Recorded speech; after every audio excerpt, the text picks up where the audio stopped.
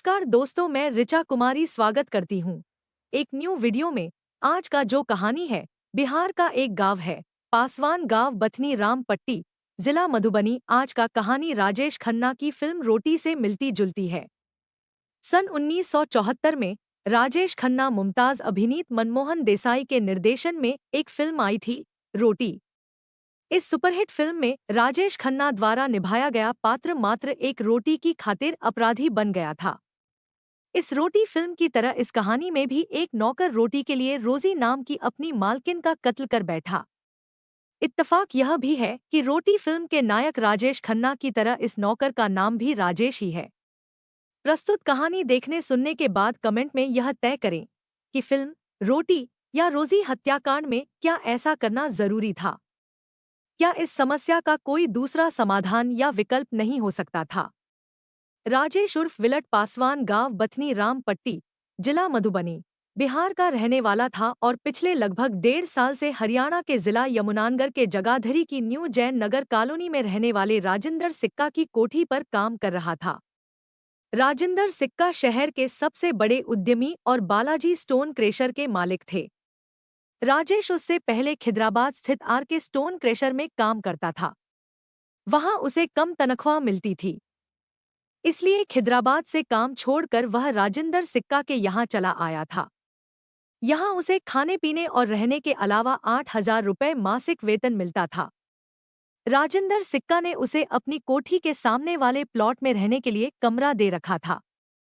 15 मई 2019 की रात को राजेश को जल्दी सोना था। इसकी वजह यह थी कि अगली सुबह यानी 16 तारीख को उसे जल्दी उठना था, क्योंकि 16 तारीख को राजिंदर सिक्का को पहले कचहरी और उसके बाद अपने क्रेशर पर जाना था। पिछले 20 दिनों से वह घर पर ही थे। वजह यह थी कि उनका ऑपरेशन हुआ था। दरअसल राजिंदर सिक्का का वजन जरूरत से ज्यादा बढ़ रहा था, इसलिए डॉक्टरों की सलाह पर उन्होंने अपना वजन कम करने के लिए ऑपरेशन करवाया था। बहरहाल 16 मई को राजेश 7 बजे उठ गया था। सबसे पहले उसने कोठी में खड़ी कार धोई। उसके बाद राजेश ने राजिंदर सिक्का की ड्रेसिंग के बाद सबके लिए नाश्ता बनाया और परोसा। करीब 10:45 बजे राजिंदर सिक्का अपने बेटे दीपांशु उर्फ मोंटी के साथ घर से निकल गए। घर पर राजेश के अलावा दीपांशु की पत्नी रोजी और उसका 7 महीने का बच्चा रह गए थे। राजिंदर और दीपांशु के चले जाने के बाद राजेश ने पूरी कोठी की सफाई की, फिर वह छत के पंखों की सफाई करने लगा। यह सारा काम निपटाने के बाद वह सामने वाले प्लॉट में कपड़े धोने चला गया। कपड़े धोकर उन्हें मशीन में ड्राई कर सुखाना था। मशीन कोठी में रखी थी। वह जब कपड़े लेकर कोठी पर पहुंचा, कोठी का दरवाजा अंदर से बंद था। दरवाजा खुलवाने के लिए उसने रोजी को कई आवाजें दी, पर अंदर से कोई प्रतिक्रिया नहीं हुई। वह काफी देर तक दरवाजा पीटता रहा। अंत में हारकर उसने दीपांशु को फोन कर बताया कि मशीन में कपड़े सुखाने हैं, पर भाभी जी दरवाजा नहीं खोल रही हैं। दीपांशु ने उसे कहा कि वह रोजी को फोन करता है, तब तक वह कपड़े कोठी के लॉन में फैला दे। यह दोपहर 1:30 बजे की बात है। इसके लगभग 10 मिनट बाद हिमांशु का फोन राजेश के फोन पर आया। दीपांशु ने कहा कि वह भी काफी देर से रोजी का फोन ट्राई कर रहा है, पर वह फोन नहीं उठा रही। तुम कोठी में जाकर देखो, क्या बात है। लेकिन मैं अंदर जाऊंगा कैसे, राजेश ने कहा। कोठी का गेट अंदर से बंद है। मैंने इतना दरवाजा पीटा पर भीतर से कोई आवाज ही नहीं आई। ठीक है, तुम किसी तरह दीवार फांद कर भीतर जाओ और जो बात हो मुझे तुरंत बताओ, दीपांशु बोला। दीपांशु के कहने पर राजेश कोठी की दीवार फांद कर भीतर गया, लेकिन भीतर का नजारा देख उसने दीपांशु को फोन करने के साथ साथ शोर मचाना भी शुरू कर दिया। उसकी चीखें सुनकर पड़ोसी दौड़े चले आए। पड़ोसियों ने जब भीतर झांक कर देखा तो उनके भी होश उड़ गए। उन्होंने पुलिस कंट्रोल रूम नंबर को 100 व एम्बुलेंस कंट्रोल नंबर 102 पर 20 से ज्यादा बार फोन किया, लेकिन किसी ने भी फोन रिसीव नहीं किया। तब तक राजिंदर सिक्का और दीपांशु भी वहां पहुंच गए थे। कंट्रोल रूम में जब किसी ने फोन नहीं उठाया तो वे लोग अर्जुन नगर पुलिस चौकी पहुंचे और मामले की जानकारी पुलिस को दे दी। मामला हाई प्रोफाइल फैमिली से जुड़ा होने के चलते एसपी कुलदीप यादव खुद मौके पर पहुंचे। उनसे पहले DSP headquarter Subhash, DSP Jagadhri Sudhir व DSP Pradeep, Jagadhri city SHO Rakesh, CIA 2 incharge Shri Bhagwan Yadav समेत अन्य पुलिस अधिकारियों के अलावा क्राइम टीम भी मौके पर पहुंच गई। यह घटना 16 मई 2019 की है। जगाधरी की न्यू जैन नगर कॉलोनी में रहने वाले स्टोन क्रेशर उद्यमी राजेंद्र सिक्का के घर का दृश्य दिल दहला देने वाला था।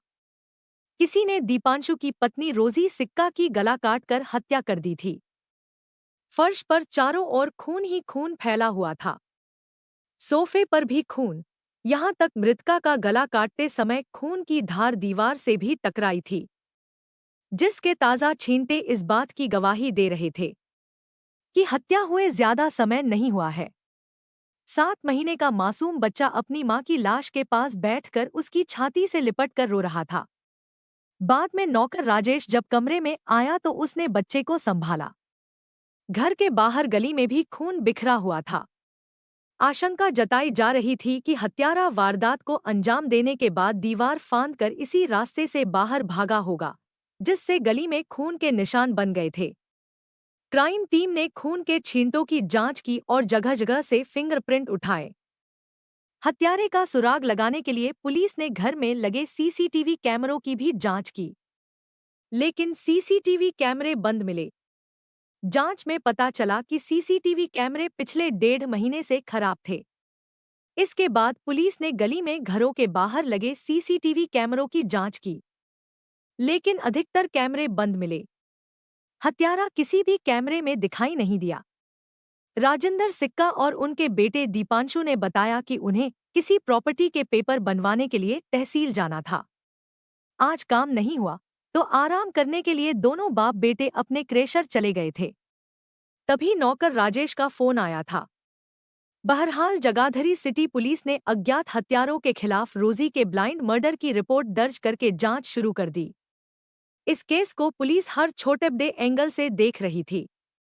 अब तक की तफ्तीश में जो सामने आया था, उससे यह माना जा रहा था कि इस घटना में किसी जानकार का हाथ हो सकता है, जिसने घर में आसानी से घुसकर इत्मीनान से मर्डर किया और फरार हो गया। सिक्का परिवार ने अब तक न तो किसी पर संदेह जताया था और न ही किसी के साथ अपनी निजी या कारोबारी दुश्मनी होना बताया था। दीपांशु और रोजी की शादी 28 फरवरी 2018 को हुई थी। पुलिस इसमें भी कोई पुराना एंगल ढूंढ रही थी। एसपी कुलदीप यादव ने मामले की जांच के लिए सीआईए समेत 4 टीमें गठित कर दी, लेकिन अभी तक कोई नतीजा सामने नहीं आया था। घटनास्थल पर लूट या चोरी के चिन्ह भी नहीं मिले थे। प्रारंभिक जांच में मामला केवल रोजी की हत्या करने का ही सामने आया था, लेकिन जिस बेरहमी से हत्या की गई थी, उससे व्यक्तिगत रंजिश का होना साफ दिखाई दे रहा था। पुलिस टीमों ने क्राइम सीन को एक बार दोबारा बारीकी से चेक किया। इस बार पुलिस ने सामने वाले उस प्लॉट को भी चेक किया जिसमें नौकर राजेश रहता था। पुलिस को वहां कुछ ऐसे सबूत मिले जिसकी वजह से पुलिस सिक्का परिवार के नौकर राजेश को पूछताछ के लिए थाने ले गई। दरअसल सीआईए 2 के इंचार्ज इंस्पेक्टर श्री भगवान यादव को पहले से ही नौकर राजेश पर कुछ शक था। यह शक उसके कमरे की तलाशी लेने के बाद और पुख्ता हो गया था। पहला शक मर्डर के बाद जब उसके मालिक और पुलिस राजेंद्र सिक्का की कोठी पर पहुंची तो नौकर राजेश भी दुखी होने का नाटक करते हुए जोर जोर से रोने लगा था। दूसरा शक दीपांशु से फोन पर बात करने के 10 मिनट बाद जब राजेंद्र सिक्का ने उसे फोन पर कहा कि वह घर जाकर देखे बहू फोन क्यों नहीं उठा रही। इस पर राजेश ने बताया था कि वह जर्दा लेने के लिए आया है, अभी कोठी जाकर देख लेगा, क्या बात है। जबकि 10 मिनट पहले उसने दीपांशु को बताया था कि वह कपड़े धो रहा है। तीसरा शक और पुख्ता सबूत यह था कि जिस मकान में नौकर राजेश रहता था, वहां से कुछ ऐसे कपड़े बरामद हुए थे जिन्हें उसी समय धोया गया था। वे पूरी तरह से गीले थे। शायद उन्हें जल्दी सुखाने के लिए ही राजेश को मशीन की जरूरत थी। इसके अलावा पानी की टंकी के पास से एक साबुन भी बरामद हुआ था, जिस पर एक जगह हल्का खून लगा हुआ था। संभवतः उस साबुन से ही उसने हाथ साफ किए थे। इंस्पेक्टर भगवान सिंह यादव ने कपड़ों सहित बाकी सभी चीजों को कब्जे में लेकर लैब में भिजवा दिया था। सीआईए स्टाफ 2 के कार्यालय में पूछताछ के दौरान नौकर राजेश पहले तो कई घंटे तक पुलिस वालों को घुमाता रहा। उसने अपने एबनॉर्मल होने का ड्रामा भी किया, लेकिन पुलिस ने जब सख्ती दिखाई तो उसने अपना गुनाह कबूल लिया। उसने रोजी सिक्का की हत्या की जो कहानी सुनाई उस पर विश्वास करना बहुत मुश्किल था। राजेश ने बताया कि उसने रोजी की हत्या इसलिए की थी क्योंकि वह उसे कम खाना देती थी। यह सुनकर पुलिस अधिकारी चौंके। उन्हें यकीन नहीं हो रहा था कि क्या कोई रोटी के लिए किसी की इस तरह हत्या कर सकता है। बहरहाल राजेश से पूछताछ के बाद हत्या की जो कहानी सामने आई इस प्रकार थी। राजेश की मां का देहांत हो चुका था। उसके 5 भाई बहन थे, 3 भाई और 2 बहनें। उसे छोड़कर बाकी सभी शादीशुदा थे। वह भी अपना घर बसाने के लिए पैसा कमाने अपने गांव से सैकड़ों किलोमीटर दूर जगाधरी आया था। वह पहले के क्रेशर खिदराबाद में नौकरी पर लगा था। इसके बाद वह राजेंद्र सिक्का के पास नौकरी करने लगा। सिक्का के यहाँ वह खुश था। यहाँ भरपेट खाने के साथ उसे अच्छा वेतन भी मिलता था। वह भी जीजान से सिक्का परिवार की सेवा करता था। नौकर और मालिकों के बीच सब कुछ ठीक ठाक चल रहा था कि अचानक राजेश के जीवन में मुसीबतें किसी पहाड़ की तरह आ खड़ी हुई थी। एक दिन राजेश के पास उसके गांव से खबर आई कि उसके पिता का निधन हो गया है। वह अपने पिता से बहुत प्रेम करता था। 30 मार्च 2019 को वह अपने पिता के निधन पर गांव गया और 19 अप्रैल को वह गांव से वापस अपनी नौकरी पर सिक्का परिवार में आ गया। राजेश ने बताया कि दीपांशु साहब की शादी 28 फरवरी 2018 को रोजी से हुई थी और उसकी जिंदगी में असली समस्या उस घर में नई बहू के आने से ही शुरू हो गई थी। दीपांशु की शादी के पहले वह खुद कोठी में खाना बनाया करता था, पर शादी के 2-2.5 महीने बाद नई बहू रोजी ने खाना बनाना शुरू कर दिया था। उसे रोजी के खाना बनाने से कोई ऐतराज नहीं था। उसे ऐतराज इस बात का था कि रोजी उसे कम खाना देती थी। उसने इस बात की शिकायत राजेंद्र और दीपांशु के अलावा रोजी से भी की थी, लेकिन किसी ने उसकी बात पर ध्यान नहीं दिया और न उसकी परेशानी को गंभीरता से समझा। अपने पिता की मौत के बाद गांव से वापस आने के बाद तो उसके खाने वाली समस्या ने और भी गंभीर रूप धारण कर लिया था। रोजी उसे कम खाना पीना देती थी। चाय भी छोटी सी प्याली में मिलती थी। उसे रात के खाने में अधिकांशत दोपहर का बासी खाना दिया जाता था। खाना मांगने पर वह अक्सर कहा करती थी, तुम खाने के लिए जानवरों की तरह बोलते हो और जानवरों की तरह ही खाते हो। पिता के मरने के बाद राजेश के सामने यह समस्या आ खड़ी हुई थी कि रोजी उसे गिनकर 4 से 5 रोटियां देती थी, जिसमें से एक रोटी वह अपने दिवंगत पिता के नाम की निकालकर कुत्तों को खिला देता था। इसलिए उसकी एक रोटी और कम होने लगी थी। पहले ही 4 रोटी से उसका पेट नहीं भरता था। अब तो उसे पता भी नहीं चलता था कि उसने खाना खाया भी है या नहीं। घटना वाले दिन 16 मई 2019 को भी यही हुआ था। सुबह 7 बजे से काम करते करते दोपहर को जब उसे भूख लगी तो उसने खाना मांगा। इस पर मालकिन रोजी ने उससे कहा, खाना अभी बना नहीं है, दीपांशु के आने के बाद बनेगा, तभी मिलेगा। इस पर राजेश ने हाथ जोड़कर निवेदन करते हुए कहा, भाभी जी, साहब लोग पता नहीं कब तक आएंगे, लेकिन भूख से मेरी जान निकल रही है। यदि आप खाना नहीं बना सकती तो मैं खुद बनाकर खा लूंगा। रोजी ने तब उसे रटे रटाए शब्द सुनाए कि तुम खाने के लिए जानवरों की तरह बोलते हो और जानवरों की तरह खाते हो। हर बार यह बातें सुनते सुनते इस बार राजेश को गुस्सा आ गया था। बात उसकी बर्दाश्त से बाहर चली गई थी। वह उसी समय रसोई में गया और वहां से सब्जी काटने वाला चाकू उठा लाया। उस समय रोजी कमरे में बैठी मोबाइल फोन पर गेम खेलने में व्यस्त थी। दबे पांव वह उसके पीछे पहुंचा और बाएं हाथ से उसका गला कसकर पकड़ लिया और दाहिने हाथ से गर्दन पर वार चाकू से करने लगा।